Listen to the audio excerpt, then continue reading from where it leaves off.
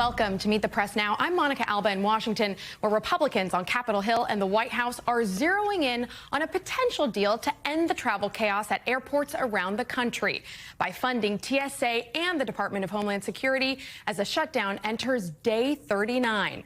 According to 4 sources familiar with the negotiations, the path to a possible agreement involves a 2-step plan. First, by giving Democrats something that they might like, a framework to fund nearly all of DHS, except for the part of Immigration and Customs Enforcement that handled deportations, which Democrats are adamant needs major reform. Then Republicans would plan to use a budget maneuver to bypass Democrats to fund the rest of ICE, while also advancing the president's efforts to overhaul voting requirements. The big question right now, will it work? For Republicans, that begins with getting the president's support. Here's some of what he told reporters today about where negotiations stand. Well, I'm going to look at it, and we're going to take a good, hard look at it. I want to support Republicans. Would you be comfortable with a deal that involves separating ICE funding from the DHS funding package in order to reopen? Well, they're working on all of that. You know, that's a detail that they'll explain later. I don't want to comment until I see the deal, but as you know, they're negotiating a deal. I guess they're getting fairly close, but I think any deal they make, I'm pretty much not happy with it. That lukewarm message, however, is still a shift from just a day ago when the president insisted his party shouldn't make a deal until they pass sweeping legislation to overhaul elections in America, among other priorities. I'm suggesting strongly to the Republican Party, don't make any deal on anything. The most important thing we can have is what's called the Save America Act. Don't make any deal on anything unless you include voter ID, and you have to be a citizen to vote. Republicans do not settle with Democrats and let them out of this hole that they've buried themselves in. Senate Majority Leader John Thune today telling reporters that a visit by Senate Republicans to the White House last night was able to convince the president to get on board. The president rejected a plan similar to this over the weekend. Why did he change his mind now? Well, I think there are, obviously, maybe you can just say that my colleagues were more persuasive than I was. Now, a source familiar with the negotiations says that Democrats are open to the proposal and are eager to fund DHS. But Democratic leaders today publicly voiced their frustration with the current state of play. Here's some of what they said. This does not have any reforms in ICE, but they've sent us, negotiations are ongoing, and they've sent us an offer, and we'll be sending them an offer back. And I can assure you it'll contain significant reform in it. We'll evaluate in good faith whatever is presented, but it's got to be consistent if it's going to deal with ICE, with the types of changes that are bold, meaningful, and dramatic. All of it comes as hours-long lines persist at some of the nation's airports. The TSA call-out rate again surpassed 10% nationwide, pushing past 30% at some major airports. And as the administration deploys ICE agents to more than a dozen airports to help with those delays. Joining me now is our NBC News team, senior White House correspondent Gabe Gutierrez. Julie Sirkin is on Capitol Hill, and Aaron Gilchrist is talking to travelers at Hartsfield-Jackson International Airport in Atlanta. And with me on set, senior Homeland Security correspondent Julia Ainsley. Thank you all for being here. And Gabe, let's start with you. Can you first explain the president's apparent change of heart? Is what he was presented with last night actually meaningfully different than what Leader Thune presented him with over the weekend? Well, Monica, it doesn't appear to be. You just heard Senator Thune right there that his colleagues are more persuasive. But look, I think that there's several other factors that are now in play here. Senator Markwayne Mullin, for example, just confirmed last night as the Department of Homeland Security Secretary. There was another hurdle to cross that happened last night. And also, look, the president watches a lot of television. He has been seeing those lines, those long lines at airports across the country. And so the political pressure is building here. And so it appears that the senators that came and spoke with the president yesterday were able to make a convincing case that it is in their interest to strike some type of deal. And the president doesn't really like to get involved in these details per se. You heard of him allude to that basically earlier today at the White House when he was asked about this, not wanting to get into the nitty-gritty of legislating of this particular deal. but seeming to want to blame Democrats for whatever for this process and why it's taking so long. And as long as he can claim a win on some of his priorities and call it that, then he may be willing to go along with this. But the White House basically saying that this is an acceptable solution thus far, but that negotiations are still ongoing, Monica. Dan, it's minute by minute with the president, right, Gabe? Because he even said, well, he may not be happy with any deal. So is that an indication to you that this could still all totally fall apart? Well, Monica, you know as well as I do, of course. We don't know that this will hold up. And the president, while he at first said he didn't want to comment on this, then he came out and he did comment, saying whatever deal they reach, he would be unhappy with. But again, he reverted back to his talking points about blaming Democrats here. If Republicans are able to get to some sort of deal that does have at least, portions of the Save America Act, perhaps through reconciliation, then that could be something that the president could latch onto and call it a win, even though Democrats might eventually get some of the ICE reforms that they had wanted. And Gabe, the president has already kind of pitched that more expansive version you just referred to of the Save America Act than what currently exists. So if he does shrink it to get it through reconciliation, will that be enough to satisfy this priority of his, you think? Well, certainly it's all about the messaging at this point. If he can come out and say that he stuck up for what he views as election security and can make the case to his base and to Republicans as a whole that he came out victorious here against the Democrats, then, that might be enough. But as we just discussed, the president will try to, say that he's not happy with the deal in general. But if he makes the case and that striking this deal will bring some relief to airports and not have to cave to the Democrats, then he may end up going along with it. But at this point, still up in the air, although multiple sources here in the White House and from our team, as we've been hearing from our team in Capitol Hill, they are sounding more optimistic. Monica. And we will go to Capitol Hill next. Gabe, thank you so much for that. Julie, so I want to ask you, there is a path, it seems, but is there enough buy-in here from both sides of the aisle to make it happen? And that's really the key question right now. While it seems like Republicans at least agreed upon something among themselves, although I'm not so convinced about that, because after the Senate Republicans met behind closed doors a couple of hours ago, Monica, and had lunch, some of them came out and were frustrated that they aren't fully funding ICE. They're funding about $5 billion of the overall $10 billion package. They're not funding enforcement, as you see there on your screen. So there might be some tension points within the Republican Party as well. But within the Democratic side of the aisle, this morning I talked to sources who thought for sure that in this proposed deal from Republicans, they would include some of those reforms that the White House had already agreed to when it comes to immigration enforcement. But turns out, according to Leader Schumer, those reforms are not in there. So for now, they are holding out as well. Okay, so that's on the Senate side of things. What are the chances, if it does go through there, that it can then get through the House?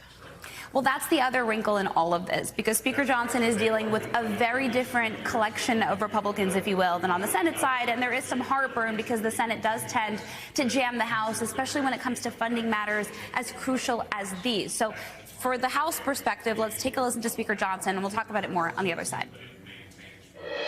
Are you supportive of a DHS funding bill that doesn't include funding for ICE? That is not my preference. I can tell you the House has funded DHS twice. We're prepared to do it again, completely fund the entire department.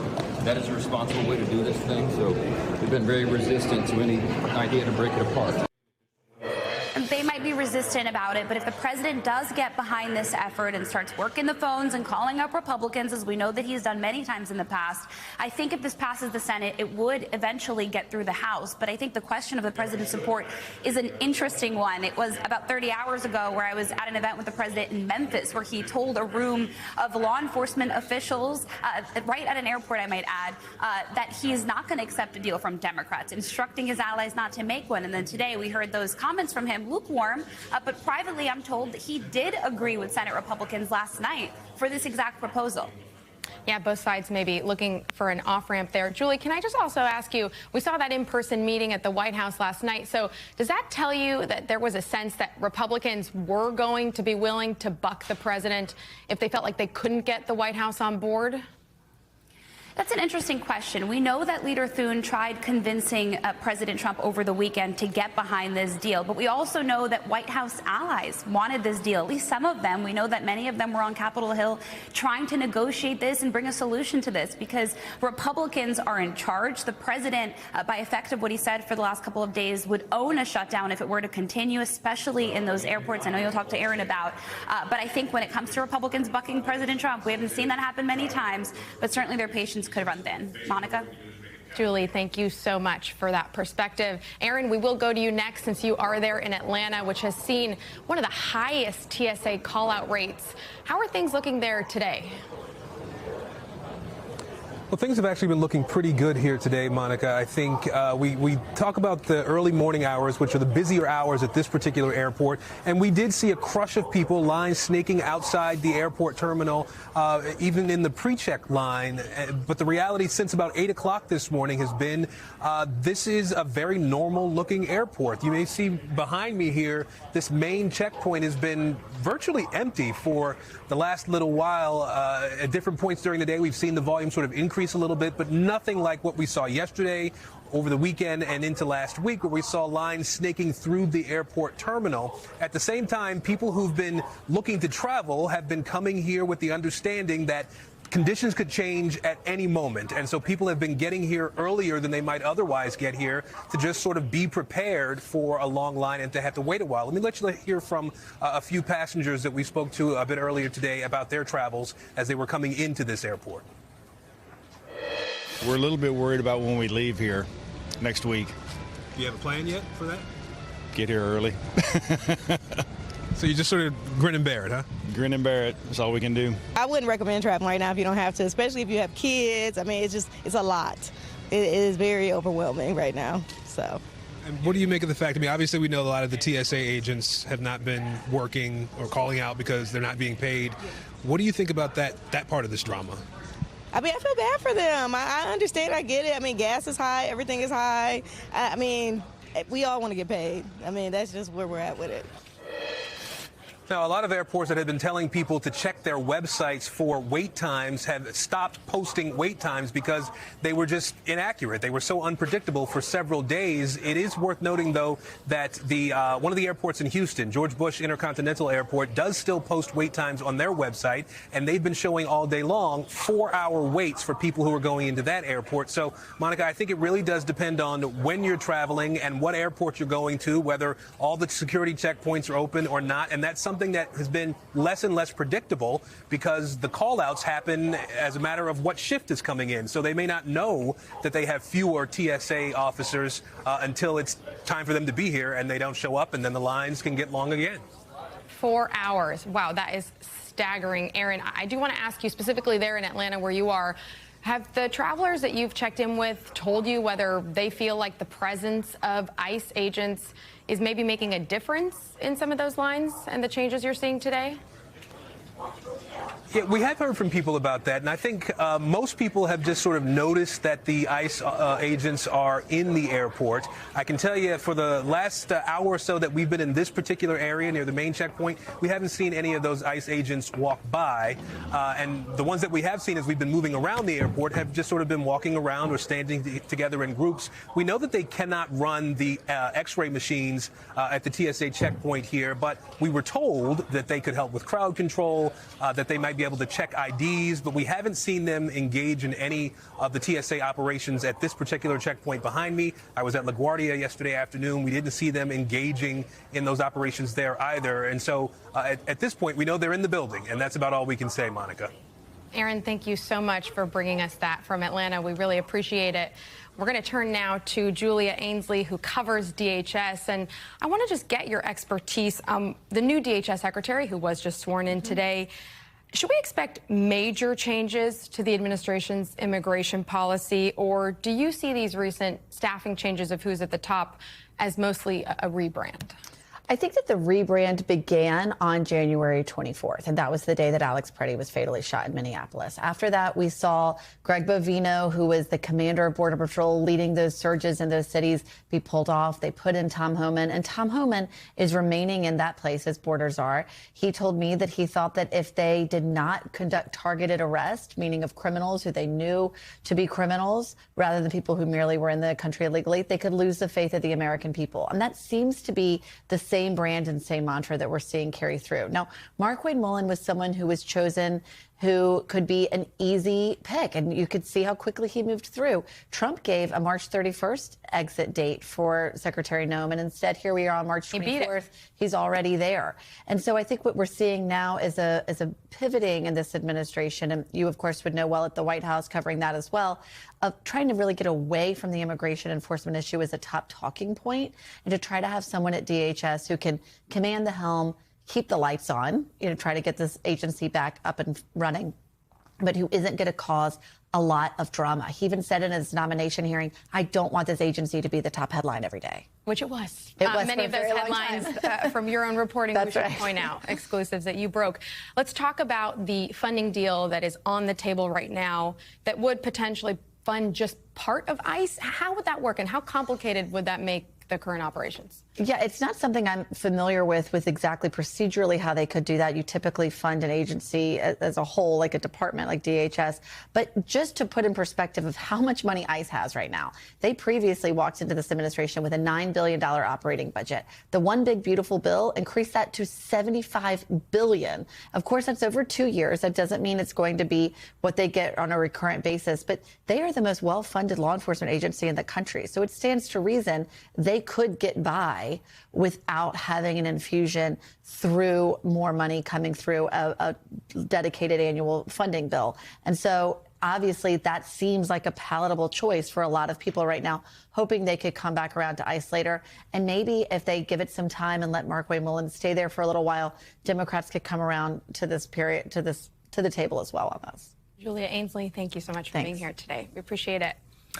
And now we will turn to the president of the American Federation of Government Employees, the union which represents TSA workers, Everett. Kelley, Everett, if you can hear me, yes, if you have him. There you are. Yes, thank you so much, sir. Yes, I can. Hopefully you can hear us. Thank you, sir. Okay. Can you help us? Very faint. Oh, okay. We'll try to see if we can get that worked out technically. Can you hear me a little bit better now? I think I can. Okay, well, let's start with this and the potential deal that is on the table right now to fund most of DHS, which, of course, is impacting many of the workers that your union represents. What do you make of the current deal? Okay, you're very faint on me, but I think I understand you. This is very disturbing for the people that I represent. We are now in day 39 of this shutdown. And what does 39 days look like for the people that protect this country? More than 400 TSOs has quit, 1,000 more calling out because they cannot afford to get gas, get to work. And so what I want to say is this: if there is a deal on the table, then bring it forth, sign the legislation, and let's get these employees paid so they can continue to protect Americans as they travel safely. Well, the president was asked if he had a specific message for those TSA workers who are staying home right now amid this shutdown. Take a listen to his answer. We'll talk about it. Well, some of them are needing money, because the Democrats cut off their money. I blame the Democrats more than anything else. The president blaming Democrats there, and we have heard stories from some TSA workers who have had to get their cars repossessed, sell plasma, who are concerned with tax day around the corner, how they're going to make those payments. What's your response to the president's comments there? Well, I don't think that we're at a point where we should be pointing fingers at anyone. I think that this is a time for the nation to come together. This is a time for legislators to come together and think about, the fact that these are human beings. These are their lives. These are people that are losing their home, losing their automobile, losing the opportunity to come to work and do the work that they want to do for the American people. So I don't think this is a time to be pointing fingers. This is a time for us to come together. And if there is some legislation that we can pass to make sure that America continues to operate the way it should, then that's what we should be doing. Well, let me ask you specifically, do you blame one party then over the other for this shutdown, which has been dragging on for almost 40 days now?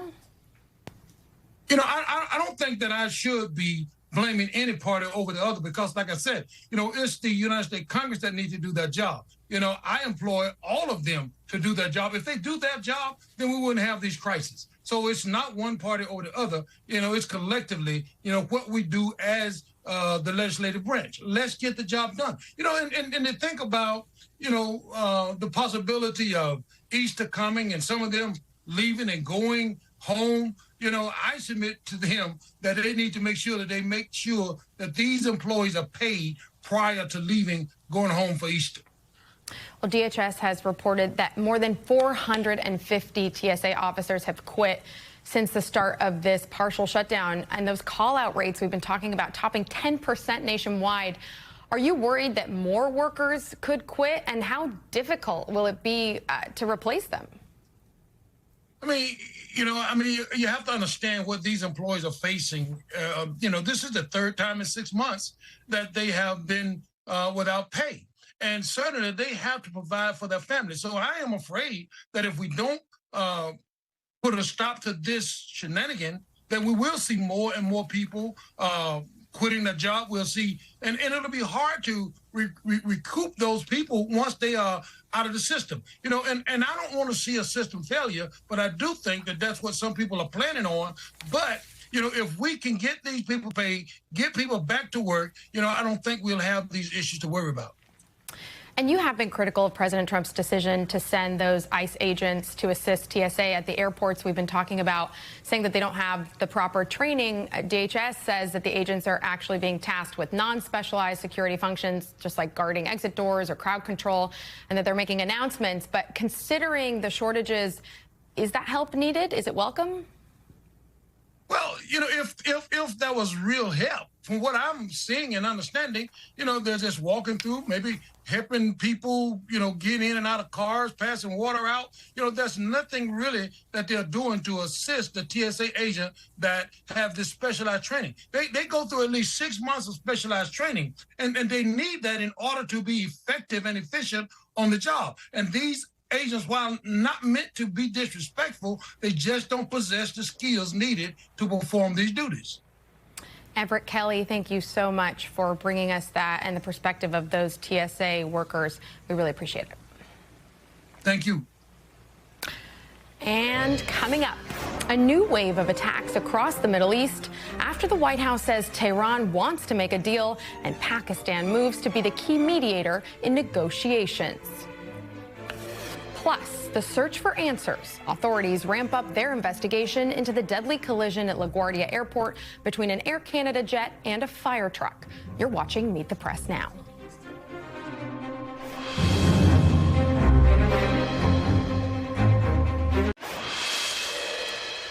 Welcome back. Speculation continues to grow about the Backchannel talks between the U.S. and Iran to end the war, as several countries are now stepping up to act as mediators. Today, President Trump was asked if he would send Special Envoy Steve Witkoff and his son-in-law, Jared Kushner, to engage in direct negotiations with the Iranians. And here's what he said. We're in negotiations right now. They're doing it along with Marco, JD.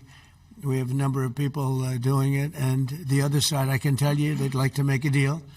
And who wouldn't if you were there? I don't want to say in advance, but they've agreed they will never have a nuclear weapon. They've agreed to that. They're going to make a deal. They did something yesterday that was amazing, actually. They gave us a present, and the present arrived today. And it was a very big present worth a tremendous amount of money. And I'm not going to tell you what that present is, but it was a very significant prize. And they gave it to us, and they said they were going to give it. So that meant one thing to me: we're dealing with the right people. Exactly what that present is remains completely unclear, but the president did say that it was related somehow to the Strait of Hormuz. And President Trump also discussed the leadership in Iran right now, saying there has been regime change there. You have really regime change. You know, this is a change in the regime because the leaders are all very different than the ones that we started off with that created all those problems. So this was, I think we can say, Jason, this is regime change, right? It comes as Egypt, Turkey, and Pakistan are all acting as intermediaries between the U.S. and Iran, according to a source familiar with the diplomatic efforts. In a post on X, Pakistan's prime minister said his country stands ready and honored to facilitate meaningful and conclusive talks between the U.S. and Iran. And he tagged President Trump, Special Envoy Witkoff, and Iran's foreign minister in that post. Two sources tell NBC News that an in-person meeting could be held in Islamabad in the coming days. Joining me now to discuss all of that is NBC News international correspondent Raf Sanchez in Doha and NBC News senior national security correspondent Kornacki. Raf, I'll start with you. So what more do we know about these talks? Who's involved in them? And could they actually lead to the beginning of the end of this war? So, Monica, I can tell you here in the Middle East and frankly across the world, people are desperately trying to figure out, are these talks for real? Could they seriously end the war? Or was this President Trump just trying to bring down the price of oil, which he did manage to do with that initial announcement? No one is following it more closely than the countries here in the Gulf, which have been on the front line in terms of getting hammered with Iranian drone and missile attacks. I had a chance a little bit earlier to ask the foreign ministry spokesman here in Qatar whether they shared the president's optimism that a deal could be in the making. Take a listen. Based on what you know about the negotiations, do you share his optimism that there could be a negotiated ceasefire sometime in the near future? Now, let me reiterate, Qatar is not involved in these talks. Our views about any talks, if they exist, are consistent with our very principled position that all conflicts will end on the negotiation table, and we support all of these efforts. And just to follow up, when President Trump threatens escalation against Iran, the Iranians respond by threatening to retaliate against Gulf states like Qatar. Do you feel like the president is adequately taking the danger that the Gulf allies face into account when he makes these threats of escalation? We are in constant communication with the administration, conveying to them exactly what the Iranian attacks are doing to our countries. We are grateful for the partnership that is allowing us to help protect our region against these attacks, and I will leave it at that. And when he says that they are informing the White House about the damage being suffered as a result of these Iranian attacks, one of the world's largest liquefied natural gas facilities is here in Qatar. It was hit last week by an Iranian missile, and that is going to last, that damage, for years. It is going to have an impact on the supply of gas for years to come. So even if the shooting were to stop tomorrow, there would be extended disruption. As you said, Monica, Pakistan is emerging as a potential key mediator here. That makes sense in some ways. Pakistan is a country that has open lines of communication with both Iran and with the United States. And unlike Qatar, unlike Oman, who have acted as mediators in the past, Pakistan, of course, is not under fire from Iran right now, so is potentially in a position to act as a go-between. Monica. And Raf, as you talk about some of that reaction in the region, how desperate they are for an understanding of what the president might be hinting at, tell me more about how Israel is reacting. Specifically, we know Prime Minister Netanyahu has been in touch with the president and with Vice President Vance as well. How important will it be for Israel to also abide by any potential agreement that's reached here? Well, for the Iranians, it's going to be absolutely crucial. They are not looking to negotiate a deal where the United States stops bombing, but the Israelis continue. And it is going to be difficult to design some kind of agreement that gives the Iranians the guarantees that they're going to be looking for, that this war is not going to flare up again 6 months, 9 months from now. Of course, both the U.S. and Israel bombed Iran back in June of last year. As you said, President Trump spoke to Israeli Prime Minister Benjamin Netanyahu yesterday. The Prime Minister acknowledged that President Trump is looking to make a deal. He didn't in any way endorse that idea, but we will see whether Israel can be bound by any agreement that comes out. Monica. We will see, Raf. Thank you so much for that reporting and your question there. We appreciate it. Courtney, let me turn to you now because you have some new reporting about the possibility of additional troop deployments. What can you tell us about that? Yeah, so despite the fact that there do appear, according to the Trump administration, to be some sort of an ongoing mediation or talks or passing of information, whatever this actually is, we are still seeing the Trump administration approve the deployment of additional forces. So just in the last week or 10 days, we've now learned of more than 11,000 U.S. troops who are headed to the region, who were not expected. The first was this amphibious ready group, Marine Expeditionary Unit, heading from the Asia-Pacific area, from Japan. They are close to being in the region. That's the 31st MEU. Now there's another MEU, the 11th, heading from San Diego. It's making its way to the Middle East now. That one will take a bit longer just because it's further to go. And then now we've just learned, according to two sources familiar, that in fact there are elements of the 82nd Airborne that the president has approved the deployment of. Now, the 82nd Airborne itself is more than 3,000 soldiers. Some parts of them are part of this quick reaction force, or worldwide reaction force. It's not clear if that's who's going to go. We do know that the headquarters, an element of sort of the more administrative side, and then some ground troops will go. It's somewhere between about 12 and 1,500 total forces.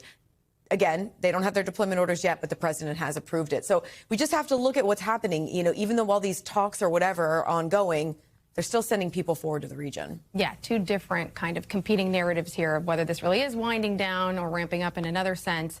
Now, the president did sort of initiate this 5-day pause, allowing Iran potentially to respond as we see what happens here before threatening potential additional strikes on Iranian power plants.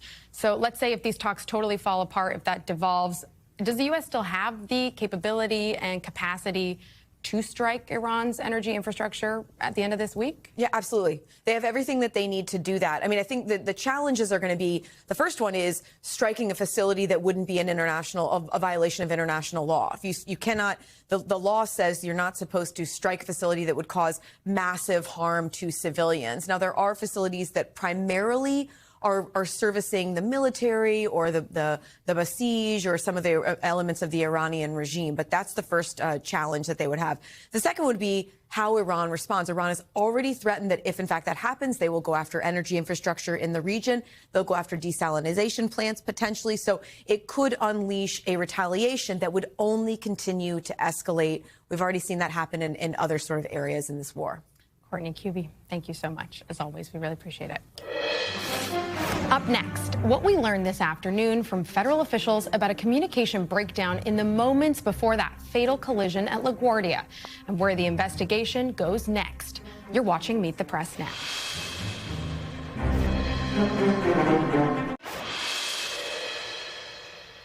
Welcome back. New details today about Sunday night's deadly collision between a plane and fire truck at New York's LaGuardia Airport.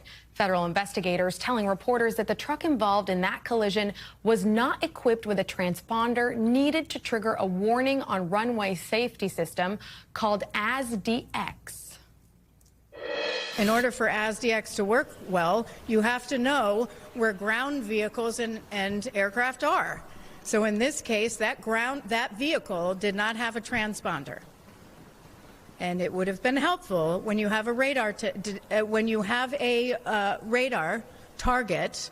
It does not provide you with the information that you need like it would for an aircraft as a controller. Investigators, meanwhile, have yet to begin reviewing information from the flight data recorder, but confirmed that there were 2 air traffic controllers in the cab at the time of the collision, which is standard for that shift.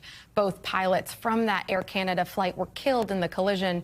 Dozens of people were hurt, but most have been released from the hospital. For more, I'm joined by NBC News correspondent Stephen Romo. Stephen, what else did we learn from the NTSB presser today? Yeah, Monica, including that information we learned from the ASDX system, which will most definitely be talked about in the days to come. There have also been a lot of questions about the air traffic control staffing itself at LaGuardia at that time. Now, you mentioned there were only 2 air traffic controllers working in the tower cab for that midnight shift, which is standard operating procedure. They were in the early parts of their shift. And for those 2 controllers in a situation like that, they have combined duties. We heard from the NTSB today that that is a typical situation. They have combined duties during that overnight shift, which is usually not as busy. But we're also hearing from the NTSB that that practice is something air traffic controllers have sounded alarms on and raised concerns about for years now. Of course, it's not clear yet what role, if any, that staffing itself played into this tragedy, but that, of course, is something that's being looked into. Yeah, much more to discover there. So, Stephen, what is the focus of the investigation right now? Where does this go from here? Yeah, so right now the NTSB, we know, did walkthroughs of the crash site yesterday, and something that's hard to appreciate unless you're there in person is the debris field around it. Our focus goes directly to this very surreal sight of this plane with the tail on the ground, the nose missing, but there's a large debris field around it, a large amount of wreckage thrown around that they've had to go through and catalog and photograph. That very time-consuming, of course. And as it relates to air traffic control, the NTSB also saying there are inconsistencies in the written logs for LaGuardia's air traffic control tower. So they're actually set to be right now conducting interviews with employees that they plan that can release more information, of course, after they do these interviews to try to figure out where those discrepancies are and figure out maybe there was another air traffic controller standing by to help if needed. That is sometimes the case, but it's something they're not able to answer right now. And what about that information that they were able to obtain from the cockpit voice recorder? Was that able to provide investigators just with more information, more clues again about what happened with the collision? Yeah, I was actually surprised how much they were able to give us from the flight recorder. The last 3 minutes, they were able to sort of break down what went on and create a bit of a timeline for what happened here. And they said, just to give you some small snippets of it, the last 20 seconds before the crash, the fire truck was cleared to cross the runway. 9 seconds before the crash, the truck was told to stop. 8 seconds before the crash, the landing gear can be heard touching down, and then just 4 seconds before the crash, the truck was again told to stop, but it was too late. We did not actually hear that recording. That could eventually come out. It sounds disturbing to hear, but there are a lot of questions people want to know to prevent something like this from happening again, Monica. Yeah, many more questions. Steve, thank you so much for being on top of it all. After the break, the march to the midterms. That kicks into high gear in April with a major redistricting vote in Virginia that could help Democrats flip 4 seats in the fight for control of Congress. Steve Kornacki is at the big board to break down what to watch for. You're watching Meet the Press now.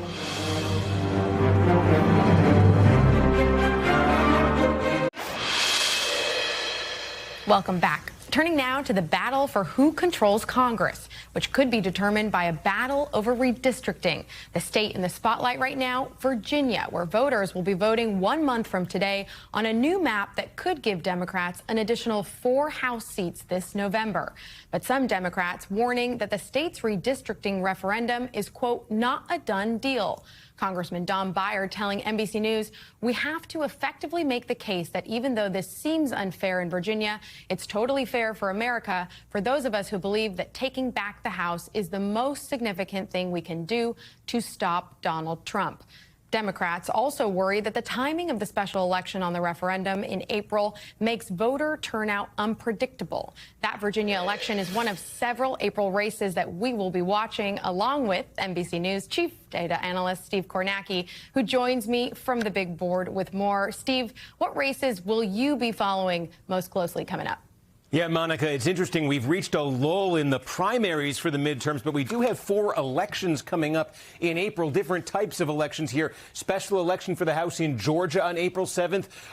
Also a Wisconsin State Supreme Court race. A special election for Congress from New Jersey. That's the seat that Mikey Sherrill, now the governor, held. Her seat in the House will be filled in the middle of April. And then, as you mentioned, that Virginia redistricting amendment, that's going to be up April 21st. So not one of these is a primary, but 4 very interesting elections in the next few weeks. And walk us through those April 7th elections that are going to take place in Georgia and Wisconsin. What are we watching for there? Yeah, so the Georgia special election for the House here. Look, the Republicans should win this. This is a catastrophe for the Republicans if this thing were even close. It's a runoff, and you can see the 2 candidates who will be in the runoff. March 10th was the preliminary. The Democrat, Sean Harris, the Republican, Clay Fuller. Now, the Democrat, Harris, got more votes in the preliminary, but candidates from all parties ran on the same ballot. There were a lot more Republican candidates than Democratic candidates. Harris kind of consolidated the Democratic vote here. Fuller, there were more spread out Republican votes here. This is a district that that Donald Trump won by 37 points in 2024. So this is the kind of district that Fuller certainly should win. Just going to be looking at what the margin is here, I think, here. Do the Democrats have an overperformance to brag about, or can Fuller win by a Trump-like margin in this district? Also on the same day will be that race for Supreme Court in Wisconsin. These types of races have gotten a lot of attention and a lot of money the last few years. This one, a little bit more low wattage. Why? Because the balance of the court is not up for grabs here. The liberals, ideologically, the liberals in Wisconsin have the majority. No matter what happens here, they'll keep that majority. But the question is, how big will it be? These elections, these court elections in Wisconsin, the Democratic-aligned candidates, the liberal candidates, have been doing very well in these recently. Why? Because turnout tends to be very low in these elections. And in Wisconsin, certainly, the Democrats in these elections have had a pronounced turnout advantage over the Republicans the last few years. They had one of these court races last year. Tens of millions of dollars were spent, and the Democratic-aligned candidate ended up winning by 11 points. Steve, let's jump back up to New Jersey. What should we expect from that special election coming up on the 16th? This is an interesting one because I told you Georgia was such a pro-Trump district, that Georgia House election. This is a Democratic district, but the Kamala Harris margin here was 9 points here. So this is the kind of district in the right environment Republicans can make competitive. Now, it's very difficult for Republicans in New Jersey with Donald Trump in the White House and with his approval rating low. We just saw that in the governor's race in New Jersey last November. It ended up being a landslide for Cheryl. This was, of course, Cheryl's old congressional district. But this is still a little interesting because the Democrats had a very crowded primary, and the candidate who won, Analia Mejia, got less than 30% of the vote. She's ideologically pretty far left, AOC, Sanders-backed. It'd be interesting to see if the Republican here, a suburban mayor who has distanced himself from Trump, can make this a little more interesting than on paper it would be. And the short time we have left, Steve, can we go back to that redistricting discussion, that referendum on the ballot in Virginia? What do the recent polls say about how voters there feel about it?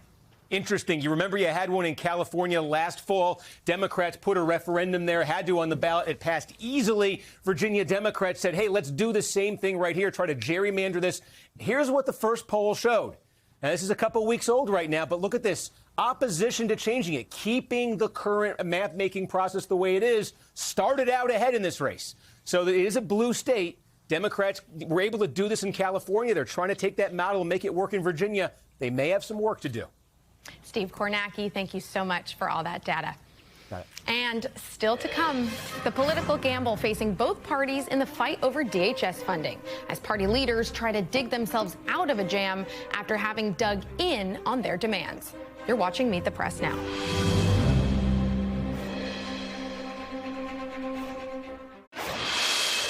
Welcome back. I am joined now by our panel, Francesca Chambers, White House correspondent for USA Today, Herbie Ziskind, who served at the White House as the principal deputy communications director during the Biden administration, and former Pennsylvania Republican Congressman Charlie Dent. Thank you all so much for being here today. Francesca, I do want to start with you on the possibility of this DHS funding deal.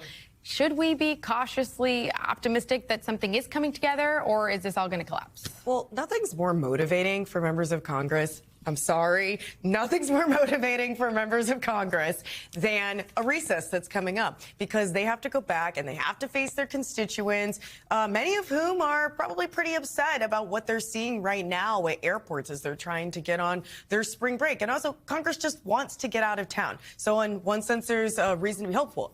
On the other hand, Monica, President Trump kind of throwing cold water on it in the Oval Office earlier, saying he'd take a look at it, like these are things that are going to be discussed, but also saying, you know, he wants to see the details. Yeah, saying he wants to be able to support Republicans, but he's not sure that he can support anything that involves Democrats, which I'm not really sure how you get to a solution from that. But I do want to ask you, Congressman, is there a risk for the president here as seen as caving if he ultimately does get on board with this possible agreement? No, I think he has to get on board. I mean, yesterday he almost blew things up when he conditioned support for funding on the SAVE Act, which has zero chance of becoming law, which basically meant he would own this mayhem. So I think right now he's in a position where he's going to have to eat whatever Congress sends him. I hope they get there. And by the way, Congress, they don't want to stand in lines either. You know, since their constituents are. But the lines, the fact that the public is being so inconvenienced, is being noticed, and that's why this thing is going to have to end. So I'm reasonably optimistic they're going to get there. Yeah, it does seem like those pressure points are all kind of converging. But what do you think was the ultimate pressure on the president that did start to work here? Was it the idea that Republicans did threaten to revolt, that they were going to have to come out and say the president is wrong about all this publicly, and not even if that's what they're saying privately? Well, of course. I mean, every Republican knows that this SAVE Act cannot become law. And even those who are voting for it, some of them are private, will tell you there are all kinds of problems with the bill on the well, I can't get into the SAVE Act, but there's a lot of problems with the SAVE Act, to put it mildly. And so conditioning funding of the government on a proposal that has no chance of becoming law just makes absolutely no sense. And it would put the Republicans in a position of being blamed even more than they already are. Herbie, let's talk about the Democrat strategy here. Did they get anything out of this shutdown so far, or is this sort of a repeat of what we saw with health care at the end of last year? They have gotten something out of it. The president's the proverbial boxer in the corner punching himself in the face. He's holding TSA funding hostage over legislation that the congressman correctly says is crazy and not going to pass. And the public is looking and seeing lines that are long. Families are canceling trips. Business travelers aren't going on trips. There's 3-hour lines. It's havoc. And voters ultimately blame the party in power. The party in power is the Republican Party. And for Democrats, it's continuing to let this president, hit himself, because right now it's accruing politically to the benefit of Democrats. So even if this does pass the Senate, then it will have to go back to the House. I do want to play what Minority Leader Jeffries had to say over the course of this shutdown. Let's listen to that. Republicans have consistently refused at this point in time to enact the type of bold, meaningful, and dramatic changes to ICE that are necessary to get ICE under control.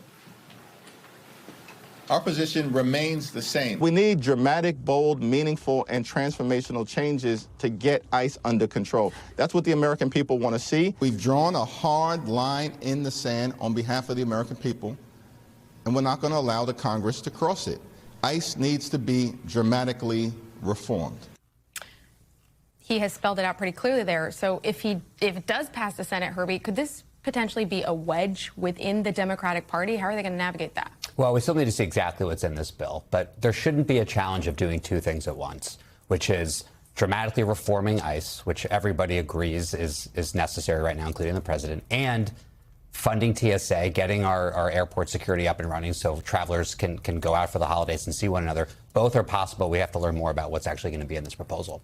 The president keeps linking all of this to the Save America Act, and he has been talking about overhauling voting entirely. We were able to confirm what the Washington Post first reported, which is that the president voted by mail in this special election that is happening today in Florida, which he has even referred to as mail-in cheating as recently as yesterday.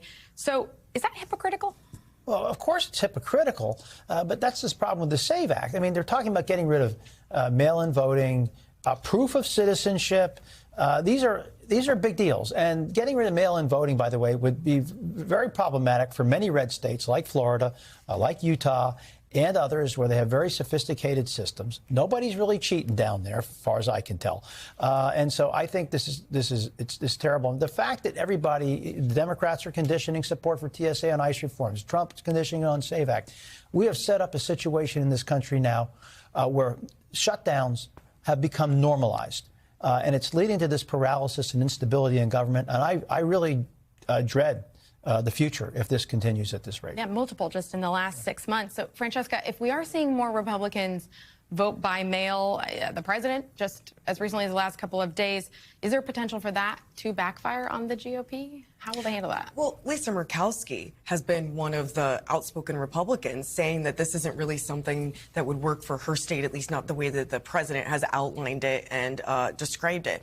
But going back to what we were talking about for a moment, about this deal that's potentially underway, I mean, one of the questions that's always faced Democrats is whether or not they were going to be able to get these reforms even after this partial shutdown had occurred. And they have been struggling over the past couple days, Monica, to really say, okay, if you just put only ICE, you do a carve out for just ICE, given that ICE has already been funded mostly through the earlier bill, unless you get these reforms that you've been seeking, what did Democrats end up getting out of this?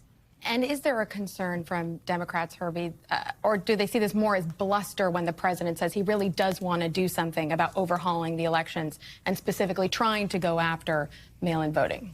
Well, we should just call a spade a spade. He's still litigating and relitigating the 2020 election, which he lost by over 7 million votes. And it's not just safe. Every single one of President Trump's judicial nominees in his second term, about 37 of them, every single one has refused to say who won the 2020 election and what happened on January 6th. They have to take loyalty tests just to be judges. SAVE is the latest incarnation of this effort to go back in time. And if you're a voter worried about prices, worrying about paying at the pump, and all you're hearing about is an obsession with the 2020 election by the person who lost the election, it's unhelpful politically for President Trump. All of these issues seeming to converge and come together that we're talking about here today. Thank you guys so much for your time. Herbie, Congressman Charlie Dent, Francesca Chambers, we really, really appreciate it. And we will be back tomorrow with more Meet the Press Now. And there is much more ahead on NBC News Now.